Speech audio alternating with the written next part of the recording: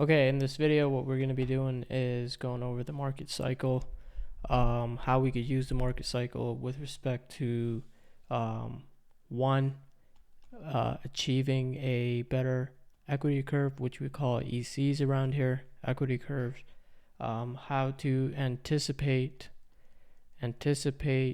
stress tests, which is also important and is going to help us sort of function like the market functions again, and also tune into market structure. And every time and anything that we're doing at TL is about tuning into market structure so that we could leverage and gain alpha from such an approach. The third thing that we're going to be discussing is what are basically decoupling days, what do they mean, why do they always show up prior to an uptrend in the markets, and how these decoupling days are basically telling us a story of sorts to prepare to get aggressive in the markets. So in this video, we'll be going over those sort of topics that are all related to what I call market structure. So the agenda for this video, once again, for this presentation, is to cover decoupling days, how a trend resumes, what are stress tests, how do we anticipate stress tests, how do we get into a position where we're adding while many of the market participants are peeling back their positions because they feel pressure on their portfolios, how do we anticipate such action, and how journaling the market cycle itself plays a really big role in terms of really tuning into how the market functions. How to incorporate the market cycle into your trading and investing, that's going to be fairly important as well, and we'll talk about that right near the end of this particular presentation. So let's dive right into it. So the market overview, and what I want to do is sort of start by drawing it out for you guys here. So the cycle really starts with a few pillars of sorts, and the first thing that we see every time, let's just draw the market out here first. Let's say just in general, we're in a trend and we go into a correction, right? We're in a steady trend, the trend goes under pressure, and from that point on, now we're under pressure and in a corrective phase in the markets. Now, how do we anticipate this sort of turn where the market may potentially be resuming an uptrend? So how do we tell if a market has a potential or is building potential to be resuming that particular uptrend in the markets? What are some of the keys, or some of the the characteristics that we should look for, so that we can form them into how we interpret the market? Could be very mechanical in our ways. And what do we look for? So what I look for in the market is one of those first signs in a market cycle, and then really the first big block while when we're under pressure and trying to resume that particular uptrend, is what I call decoupling days. And the definition of decoupling days is basically one, we'll see leadership stocks, which are also stocks that exhibit RS, right? They're going to start moving up while the market remains under pressure, or while the indexes, right, the dreaded indexes, show that the market breadth, the market leadership is still, they'll paint a different picture on the indexes. The indexes might be flat on the day, the indexes might even be down on the day. Whatever the case might be, leadership stocks on decoupling days, right near trend reversals, will paint a very different picture on a net basis. The other thing that we'll see, and what we've discussed in prior videos, depending on when you're watching this, is we'll also see breadth expansion within our key watch list. And if you haven't watched the video on key watch list yet, that's either coming up in the orientation or you've already watched it and you know exactly what I'm talking about. So with the key watch list, the gappers watch list, the IPO watch list, and the HCF watch list that we maintain, again, these watch lists key into market structure once again and how the market functions these days. So when we'll also see breadth expansion among these key watch lists that we maintain.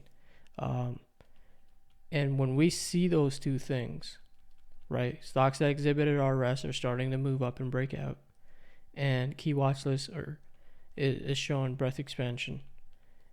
We label those days as decoupling days, right? While the indexes sort of paint a sour picture still. So when in a market cycle, we're in a correction and we're about to resume our trend, the first thing we will always see is what we call decoupling days. So that's one of the keys or the characteristics or the things to look for to interpret that a potential rally is developing. And these are really the first days that we could be increasing our exposure in anticipation, right? So the key here is this is increasing exposure in anticipation. This is where we could start building out positions and things of that nature, and we start getting traction for many of the positions that we're initiating. This is what I would characterize it as is still being early. I've seen decoupling days when we get those where the market indexes are still under pressure. We get a few decoupling days, but then the pressure of the market is way too strong for even the leadership stocks to sort of maintain that sort of strength among them. So this is just characterized as early in the market cycle. This is the first. It's the first building block of a potential rally that might be developing in the markets, right? This is the first part of this market cycle that I'm going to paint for you guys as we go. So the second step to the market cycle is what I call the trend resuming, and you'll see this a lot at TL Private or at TL is what we call the BP reclaim. So this is the second big building block in the markets. The BP reclaim, so the bolded pivot, is part of the daily plan that we post every morning, right?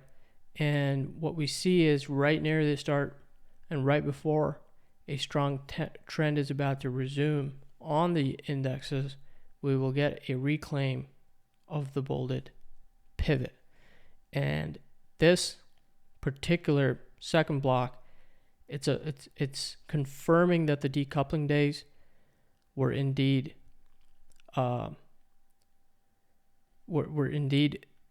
building potential, and that potential is confirmed to the upside when we reclaim the bolded pivot to the upside. So let's just hypothetically say this is the bolded pivot.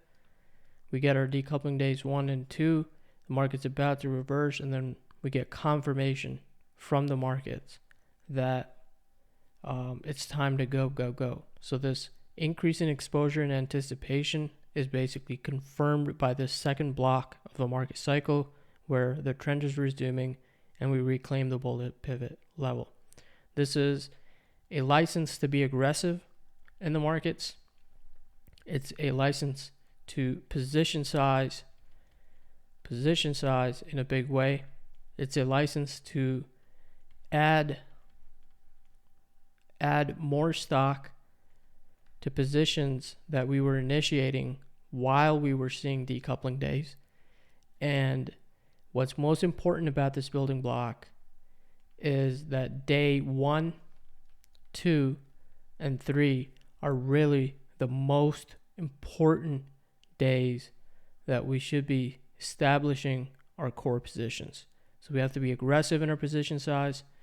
And the reason for that is if we had an EC spike and the market goes under pressure, we're seeing pressure on our equity curves. All we're focused on is having a higher low.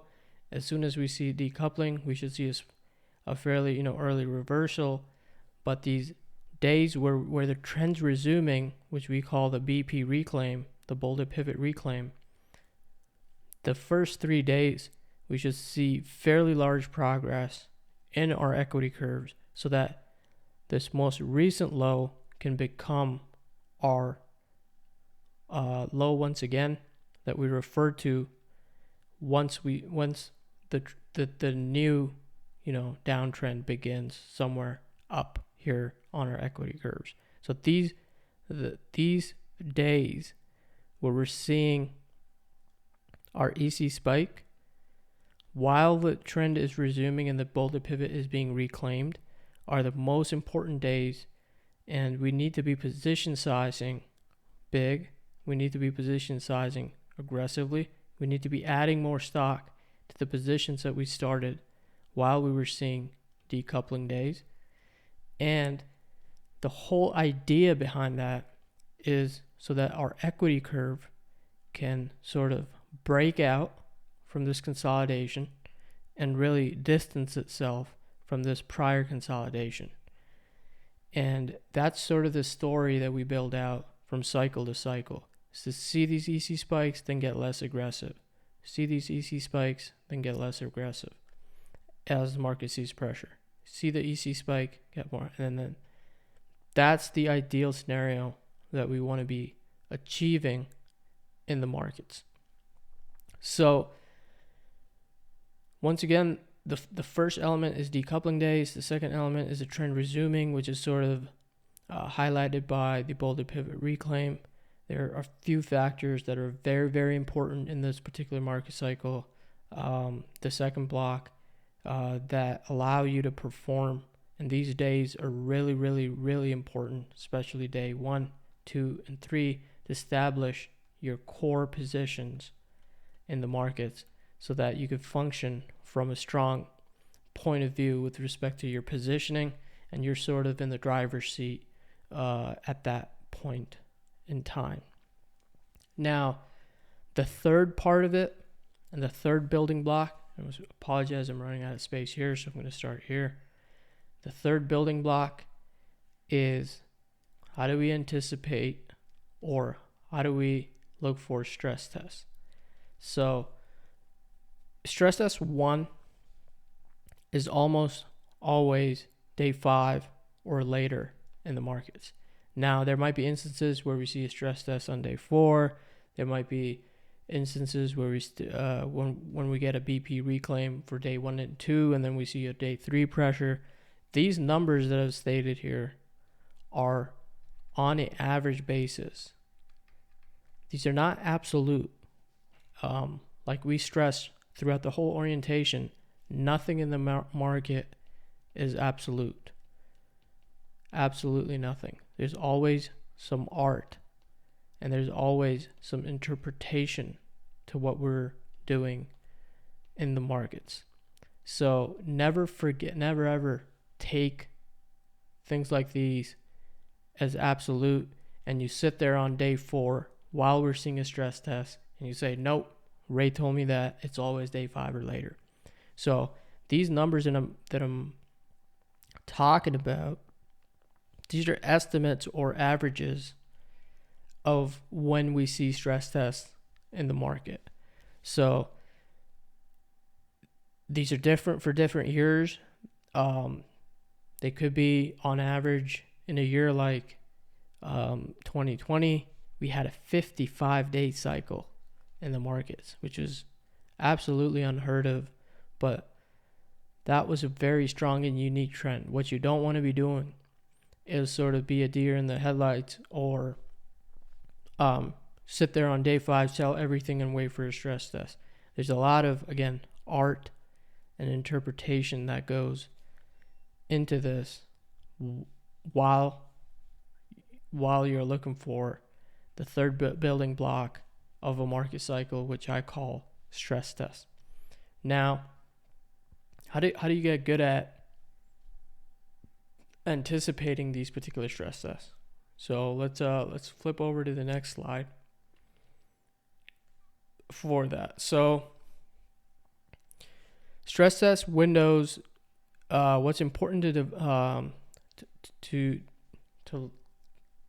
learn how to anticipate these is how far has leadership run up, right? How far have those stocks, while we were decoupling, while we were reclaiming the BP on day 1, 2, 3, those stocks that were considered leadership stocks and that the ones that exhibited RS, how far have they run up? Have they run up 20% across the board? Have they really run up 15% and there's more room to run? Or have they run just 5%? So that determines how a stress test comes about in the markets. So if when you feel that the risk reward is being skewed to a point where you can't find new setups, or new setups meaning that assuming that your setup has optimal risk reward, right? And all these leadership stocks have already run up a bunch, right? At that point, you're expecting that typical, day 5 or greater stress test to be coming in. So the market runs really on risk reward at the end of the day. So if traders don't see risk reward, especially the good ones, so if a stock is not consolidating and they can't find optimal setups across the board, or they can't find these optimal risk reward entry areas, everything's run up quite a bit already. The best traders will sit there and sort of wait for this stress test window to come about, so that they're the ones that are, if it's things run up and they can't really define risk, they'll wait it out. They'll wait for consolidations, and when we're seeing that stress test across the board, they're the ones buying that first stress test in the markets. So that plays a really big role, and that again comes down to interpretation of what your leadership stocks are doing, interpretation of identifying those leadership stocks, especially on the decoupling days that we have, and the BP reclaims, and day 1, 2, 3 of those after the bull to pivot reclaim. So in order to anticipate these, that interpretation is really important. When I feel that we're sort of stretching out and the risk reward and there are not many new setups that are forming, I start scaling into strength a little bit in anticipation of that particular stress test. And that could be one of few ways to do that. That could be, what is your average winner in the markets? And I feel that this is a fairly important stat to know. So if you initiated 4 positions, let's say hypothetically you initiated 4 positions on decoupling days and bull to pivot day 1, 2, and 3, and all those positions are hitting your average winner zones, right? And you bet this average winner that is personal, it's a personal percentage to how you're doing in the markets. That means that on a net basis, you're going to see that pullback in the stocks that you're buying. Now, if that average winner is 5 to 6%, then you start scaling into strength and start preparing for that stress test 1. If that average winner is 7 to 10%, right, then you start scaling into those particular areas and start preparing for stress test 1. Over time, when you develop experience and you go through the consistency phase and you go through, experience can't be taught. it has to be experienced.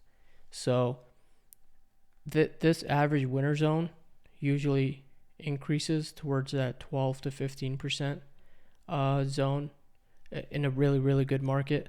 But again, it all depends on how cooperative the market is, how early you get into some of these winners, and if you're tuning in to a market cycle of sorts. Now, I do want to stress that, is this going to be perfect every single time? Absolutely not. It's something that you have to journal in the markets to get better at. So I've been journaling market cycles for well over, I believe, about four plus years now, where I'm literally, and we'll go over an example after this particular slide, where I'm literally breaking it down into these 3 blocks that we discussed: decoupling days,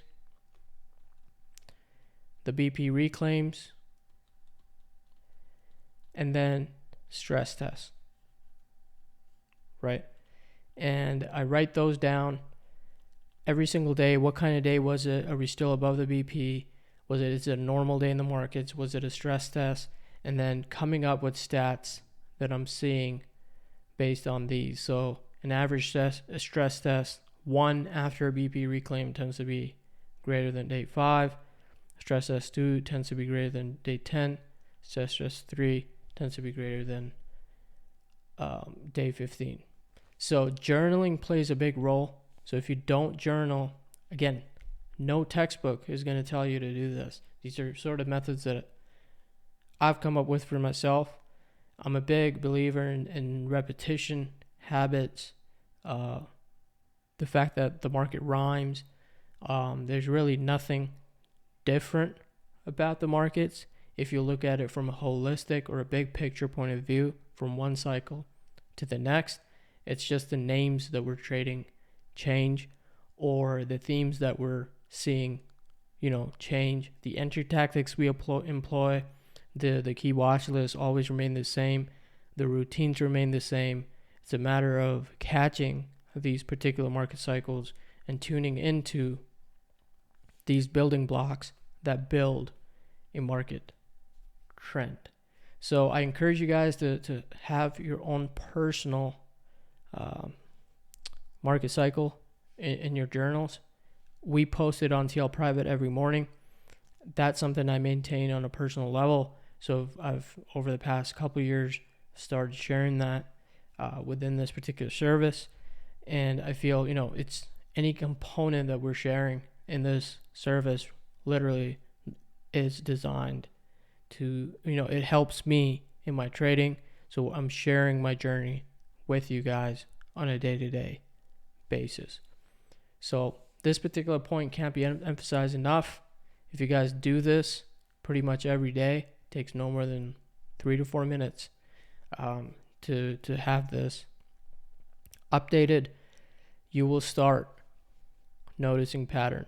You will start anticipating a little bit better. You will get a feel for how the market really functions. And the market really does rhyme. And you'll be in sync with the market and really how it functions. And that's really what's important with regards to performing, right? And again, at the end of the day, you'll probably get tired by the time you watch all these videos. But at the end of the day, is to create these easy spikes, then anticipate a stress test so that you should be adding when others are sneaking out the back door. So let's move on to a quick example. Unfortunately, I did want to pull several of them, but Twitter search function just doesn't allow me to be doing that. So as the farthest I could go back was October 26th, but I feel this will still get the point across. So I'm going to pick this up at October 12th. So October 12th, we saw decoupling day 1. October 13th, we saw decoupling day 2. And then October 14th, we reclaimed the BP level. So This is our first building block of a market cycle that we talked about, which is decoupling days. They always show up before a real rally resumes. This is an early sign. It's an early sign that potential is building for a potential is building for an uptrend in the markets. The reclaim of the BP is our second block, which we call the trend really resumes on the BP reclaim. And what we discussed was day 1, day 2, and day 3. So this is our day 2 and this is our day 3, are really important in establishing core positions in the market on a net basis. So as we go in this particular cycle, we saw a stress test 1. So we saw a stress test 1 on day 7, which was again in line with what we have for our average stress test. 1 is almost always after day 5. This is again on an average basis. It could very well be on day 4 here. So that always depends on the things we already talked about in this video. How far have leadership stocks run up? What is the risk reward in terms of the net amount of setups that you're seeing? Are there setups to be had on the next trading session, or the lack of setups where the risk reward is sort of skewed? The risk reward is sort of skewed out of, it's not in our favor anymore. So in this particular market cycle, we saw a stress test 1 on day 7, and then we saw a stress test 2, which we were expecting on greater than day 10. We saw it on day 9 of this particular market cycle. So that's the third building block, and this is mostly the reason why we need to journal market cycles. It's very easy to be spotting these decoupling days and start to see early signs and start to get aggressive fairly early. The BP reclaim is fairly a mechanical system that we have in place. It's really the interpretation of the stress test and sort of scaling into your average winner zones. That's very, very important to be anticipating these, and when everybody is sort of running out the back door on the first stress test, that could be an opportunity, especially if stocks are holding key levels and leadership stocks that acted well while we were decoupling, that acted well on day 1, 2, 3 of the BP reclaim, are acting logically. We should be adding to our positions because we scaled into our average winner zones. So if you guys have any questions with regards to the market cycle, feel free to leave them on the forum or tag us or tag me on @TLPrivate to be asking any of those. These are things that, one, if you journal, you'll get really good at anticipating. You'll get a really good feel for how the market functions. 2, it's going to help you stay in sync with the markets, and that's going to result in better EC analysis for you, which again is going to help your performance at the end of the day. The third thing, which I will harp on, is this is, again, you're tapping into market structure.